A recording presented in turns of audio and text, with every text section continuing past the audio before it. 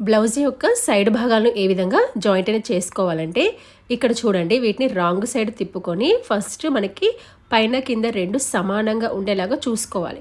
అంటే ఫస్ట్ మనకి ఈ చంక భాగం దగ్గర రెండు ఖర్చు భాగాలు సమానంగా రావాలి.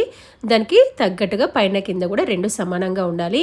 మీకు ఏమైనా హ్యాండ్ దగ్గర ఎక్కువ తక్కువ వస్తే కనుక మీరు కుట్టిన తర్వాత సైడ్కి కట్ చేసుకొని లెవెల్ చేసుకోవచ్చు. ఇలా మీకు ఏమైనా ఒక్క పావించు హాఫ్ ఇంచు లెవెల్ తేడా వస్తే కనుక దానికి తగ్గట్టుగా మీరు సరి చేసుకోవాలి. అంటే చంక భాగం దగ్గర కానీ షేప్ బెల్ట్ దగ్గర కానీ.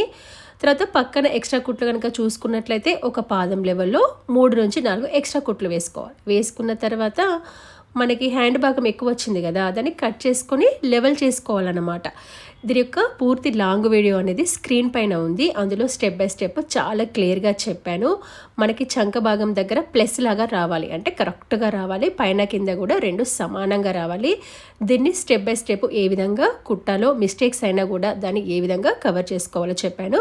పైన ఉన్న లాంగ్ వీడియోని క్లిక్ చేసి చూడండి.